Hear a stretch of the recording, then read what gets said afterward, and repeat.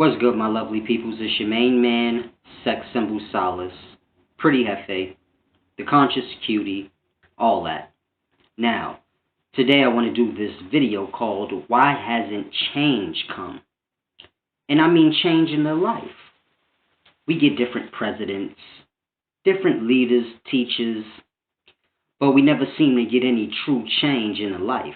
Meaning life is always the same struggle that it's been. And it's a deep thing you have to grasp.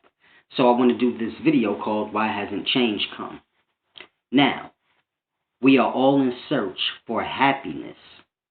Everyone knows this is the most important thing in life. It doesn't matter what you have or whatever kind of life you have. The only thing that truly matters is happiness. So everyone can agree on that. Now the problem is this. We search for happiness through material things and wealth. And material things and money is not going to make you happy. You have to grasp that. It'll distract you for the moment from what true happiness is and the way to it. And it's a deep thing you have to grasp. See, in you chasing money and chasing wealth, you completely lose out on happiness. And it's a deep thing you have to grasp. Now, I'm not telling anyone to be broke and not get money, because y'all get lost in black and white. And it's a simple thing. See, people will put money before their happiness, not separating the two. So you look at money, wealth, and things like this as happiness. They're one and the same subconsciously to people. So people will work hard to get material things and get money. And it's a deep thing y'all have to grasp. Because that's what brings all the struggles that we have in the life. See, people who have a lot, they're still trying to get more. Because they're trying to fill that happiness void with material things. So it never stops. A poor person will get rich, and then they will continue to try and get richer and richer. Why don't they ever stop and just enjoy the life? And this is why. Because they're not happy. And they are chasing the happiness through the material things and the money. And it's a deep thing you have to grasp. Because you're not going to get happiness through those things. Happiness has nothing to do with what you have or what you don't have. Happiness has to do with your environment. Your environment are the people. Now, if you're around people who are chasing happiness through wealth, or they view happiness according to wealth, well, then you can understand your struggles and strains in life. And this is why rich people seem to have more problems than poor people. They seem to be more unhappy than poor people. Now, of course, everyone shows what they want. Everyone puts on their face. They show their toys and the things that they got with their wealth. And this makes a poor person want that too, in hopes that it'll bring them happiness. But the poor person never truly looks within to see, is this person really happy? And it's a deep thing you have to grasp. Because there's nothing worse than a rich, sad person. And all rich people y'all see are sad. And all poor people y'all see are sad. Because the poor people are chasing the wealth in hopes to get happiness. The rich are chasing more riches in hopes for the same thing. And it's a deep thing you have to grasp. Because there's nothing worse than a rich, sad person. See, we know sad people are miserable, and misery loves company. Now imagine if a miserable person is rich. They will attract other people, whether they're miserable or not. They will attract a lot of people because they have wealth and riches. See, a poor, sad person is not going to attract anyone because they're poor, and people don't care about poor people. So you have to grasp. But a rich person can be the most miserable, low person on the face of the earth. and they'll still have people around them. And this is the energy they push out, and this is the energy that is received by those that are around them, and then they push it out to those that are around them. And it's a domino effect. We have to grasp. In this life, everyone looks up to those who have. We don't look for those who are truly humble and happy. You don't look at monks as, oh, that's a good, humble, peaceful, happy life to live. You don't look at it that way because you don't see any wealth in it. And it's a deep thing you have to learn to do. You have to learn to separate the two. There are many people who are rich, but you don't know because they're more in tune with their happiness. So the wealth means nothing. They probably got it by accident. So it's a deep thing you have to grasp. Being happy is the most important thing. But it's a deep thing. Because if you can get people to tie money and wealth into their happiness. So this is the system we live in. If you want to make your woman happy, then buy her gifts in diamonds. And this will make her happy. And it's a deep thing you have to grasp. So I say that to say we live in a society where wealth and happiness is tied together. They're not separate. So if you want to make your girl happy, you will get a whole bunch of advice that has to do with gifts. Are you spending some type of money? And vice versa. Same for a woman. Even with your children. If you want to make your children happy, you have to buy them. So it's a deep thing. The society we live in has wealth and happiness tied together. And in that, this is how people are controlled. Because the society knows you're never going to find happiness in wealth. Wealth is a working thing. So if you're chasing wealth, confusing it for happiness, you will be working. And this is all the society wants, is for people to work. It's a deep thing you have to grasp. As long as people are low in spirit and sad, angry, they can be controlled. It's like an angry fighter. You ever hear in boxing they say control your emotions, don't get upset? Because when you're upset, you're not thinking. And this is how we live in this society. No one's truly thinking. Everyone's frustrated, mad, sad most of the time. And in them being in that condition, there's no true thinking going on. Like, what am I doing? Where is this leading? Because people who get money, it never stops. They never get a break from getting money. It's a deep thing you have to grasp. You'll put the money before happiness because you don't have the two separated. So a rich person to have a big show that they have to do, and their kid may say, hey, mommy, can you stay with me? Or daddy, can you stay with me? They'll probably tell the child, I have an obligation, I have to go do this, but as soon as I finish, I'll come get you and we'll do something that costs money, or I'll bring you a gift to make up for it. But I can't get out of the contract or whatever the case may be. And then they'll go off and get the money, ignoring the true happiness that the child would get and that they probably would get if they weren't lost on the money. Because when they're with the child, of course, they're going to be thinking, damn, I fucked up that money. So they're not going to enjoy the moment.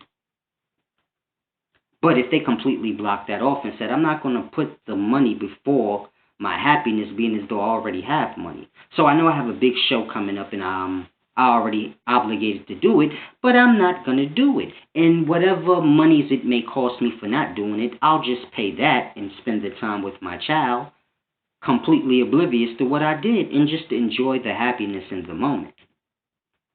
People don't do that. So this is my point. We put the happiness to the side for the wealth and the money because for some reason they're tied together and we believe that that is happiness. Wealth and money. Young women, old women, they're told to get men who have some sort of wealth. Times is bad now, so they'll tell you, man, just get a nigga with a job, anything, but don't you have a nigga that got something. So I say that to say how the wealth and happiness is tied in together, because it'll have the young girl think, okay, the only way for me to be happy is if I got a dude that got some type of money. And it's a deep thing you have to grasp. Now, I'm not telling people not to get money, so get that dumb stuff out your head. I'm just telling you the differences between happiness and wealth, and that they're separate. If a young child or a young woman is looking for a man with wealth, you might as well be real with her and tell her what she's looking for, because there's no happiness there, because that man is chasing wealth, and she'll be put on the back burner, and she'll be given a lot of gifts to fill that void of his absence and all the other things that come with his absence, because wealthy men are busy, and wealthy men have a lot of women that want to be around them, because wealth is happiness. So if he has wealth, then maybe the woman feels she can be happy through the gifts and things she gets. Now, when he's absent and she gets these gifts, they don't make her feel any better. She's like, what the hell is he doing? So it's a simple thing you have to grasp. A young woman must find a man who knows what happiness is and know a thing about a thing. This is the most important thing. Find a man that's going to make you happy, and this is the same for a man. Find a woman that's going to make you happy with nothing, because this is what matters. If you can be with somebody that you're happy with and there's nothing, then you're good to go. It's real. As opposed to saying I'm happy because she buys me whatever I want, or she gets me whatever I want, or she does. So it's a deep thing you have to grasp. We got to learn how to separate the two. And in this, we'll find some change in the world, because at this point, values are being placed for us. But they're not necessarily in order. So we have a value system in life, Go to school, get an education, try to get yourself a good job. Then you get yourself a car, house, get yourself a bank account, get yourself life insurance, things like this. But what does any of that have to do with happiness? And it's a deep thing you have to grasp. Y'all get life insurance so that when y'all die, y'all can be buried, and the burial can be covered. And you maybe can leave your young some money, your seed behind you. Maybe you can leave them something. But you have to grasp, you're not being buried accurately. That money you leave behind is going to cost a whole bunch of friction in the family. So you see how money just causes so much problems when you truly sit back and think on it. And this is what the system is ramped off for, separation. So you have to grasp. We are encouraged when we get older to move away from our families and get our own. So grasp how deep that is. A young boy or a young woman is encouraged when they get 18, 21, or whatever age, that they should move away from their parents and get their own place. Now, some people, if they live in a city like New York, let's say it's high rent, so they'll have a roommate. A person may get their own place, and then they have their friends over there. So I want you to grasp how deep it is, because now you are separated from your family, but you're still around people. Meaning, what was the point? You moved from your family to get a roommate. You was already a roommate if you look at it. But it's the psychology. If you can't build up with your family, you ain't going to truly be able to build up with anyone. And the society knows that. This is why separation is included. This is why Jewish people, they go far in life as a people, because they're not separated from one another. When a child grows up, he adds on to what is already have. So as opposed to him moving away, he'll just build his home on the same land his parents' home is on. Or they'll just expand and buy the building next to the building. So they expand as opposed to separating. And we don't expand or add on to what our family already has. Meaning, you don't move out of your parents' home and build your house in back of theirs. You don't do that, because black people don't even buy land. So you can't even do that. Most black people live in a tenement building. Or they have a house that's on a lot where nothing else can be built on it. So there is no expanding. It's just move away. And you see how the families are separated. So there's no true building going on. And it's a deep thing you have to grasp. It really makes no sense when you think about it for a person. And I do not live with my mother or anybody. So get that dumb shit out your head. Because a lot of people be lost in retard land. They like look for stupid things. I'm just explaining you reality. In reality, y'all move away from y'all parents and your siblings when you get a certain age so that you can get roommates and live amongst other people. And what's the point? It's a deep thing you have to grasp. If you had your own land and your own house there, and then when your kids grew up, they built their house on the land or bought the land next to your land, now y'all are not separated, y'all are expanding. And it's a deep thing.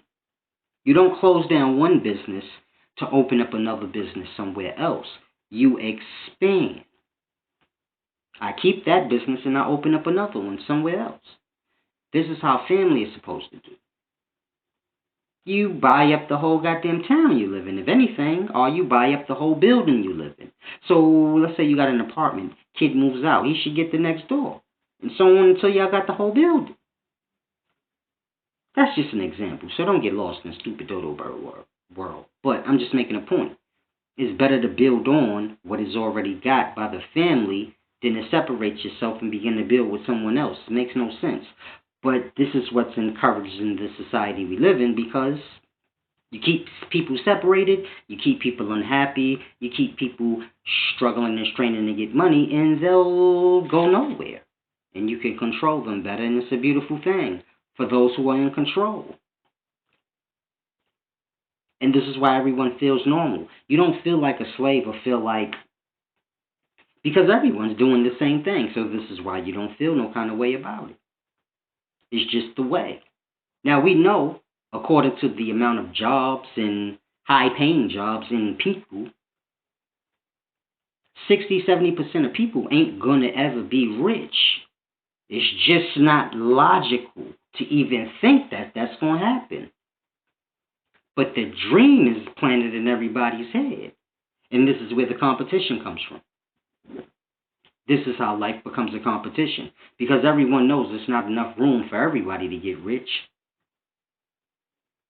Mind you, there's no difference between a rich man and a poor man. They're still in the same life. Still in the same struggles. So it's a deep thing y'all got to grasp. Y'all got to learn perspective. You got to start to sit. Peace within is the way. And until people learn that, man, nothing I tell y'all to do is going to work. So I don't know what to say. All I can say is, man, you have to know a thing to know a thing and start to grasp things and understand that the way you live has been made that way for you. But you have the power to make your own life. Just are not looking outside of the options that have been bestowed on you. So it's a deep thing you have to grasp. It's your main man, Sex Symbol Solace, Pretty Hefe, the Conscious Cutie, all that.